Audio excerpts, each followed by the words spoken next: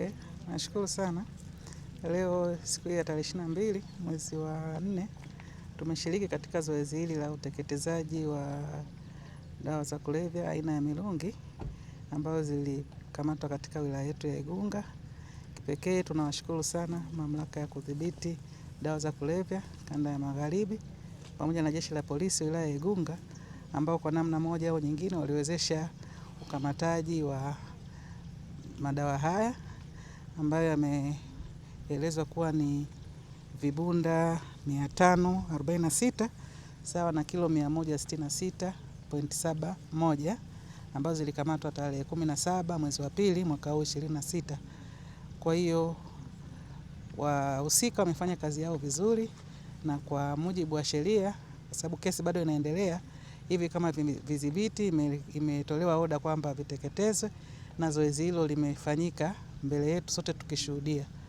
Tunatoa rai kwa askari wetu na mamlaka kuendelea na umakini wa kuhakikisha kwamba hakuna biashara kama hii ambayo inaendelea katika nchi yetu, lakini pia kwa wahusika au wananchi ambao wanatamani kushiriki kwenye biashara hii haramu, tunawapa onyo kwamba vyombo vyetu viko makini.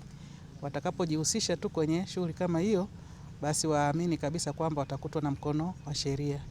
Ni muhimu watu wakajihusisha katika shughuli halali za kujipatia kipato kuliko kushiriki kwenye biashara hii haramu ambayo mwisho wake sio mwema kwao, lakini pia kwa jamii ile ambayo wanaiuzia, maana yake kiafya, kiuchumi haileti mustakabali mzuri katika maisha ya mwanadamu.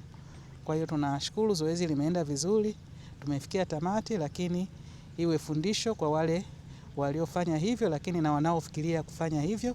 Lakini pongezi nyingi kwa mamlaka pamoja na jeshi letu la polisi kwa jitihada ambazo wamezifanya kuwezesha kukamata na hatimaye kufikia hatua hii leo ambayo tumefikia. Nashukuru sana. Operesheni zetu endelevu, na maana wafahamu kabisa kwamba Igunga sio salama kwao. Watakapotamani au watakaposubutu tu kupitisha biashara kama hizi katika wilaya yetu, wajue kabisa watakutana na mkono wa sheria. Leo tarehe 22 mwezi wa 4 mwaka 2026, mamlaka ya kudhibiti na kupambana na dawa za kulevya kwa kushirikiana na wadau imefanya uteketezaji wa bunda 546 za mirungi sawa na kilo 166.71. Uteketezaji huu umetokana na amri ya mahakama iliyotolewa leo na hakimu mkazi Mheshimiwa Eda Kahindi. Ametoa amri kwamba mirungi hiyo iteketezwe. Mirungi hiyo ni kutokana na ukamataji uliofanywa na mamlaka ya kudhibiti na kupambana na dawa za kulevya kanda ya Magharibi ikishirikiana na jeshi la polisi tarehe 17 mwezi wa pili mwaka 2026.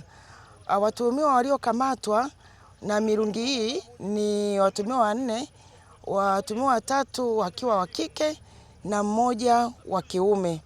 Kwa hiyo kesi hii upelelezi wake unaendelea, ila tumeweza kuiteketeza leo kutokana na uhalisia wa mirungi ilivyo, kwamba mirungi ni dawa ya kulevya ambayo inaharibika haraka.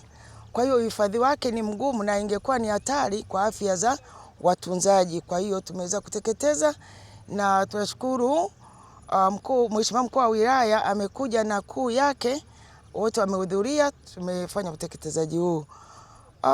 Mimi hapa namwakilisha Kamishna Jenerali ndugu Artas Limo wa mamlaka kudhibiti na kupambana na dawa za kulevya, ambaye anawasihi wananchi watambue kuwa wote wanaosema kwamba dawa za kulevya zikikamatwa zinarudi mitaani zinauzwa, hilo jambo si kweli. Kamishna Jenerali anasisitiza kwamba dawa za kulevya zikishakamatwa zinatunzwa kwa umakini mkubwa, na kesi ikishaisha au kabla ya kesi kuisha, kwa amri ya mahakama tunateketeza, na wadau wote kutoka jeshi la polisi, wadau kutoka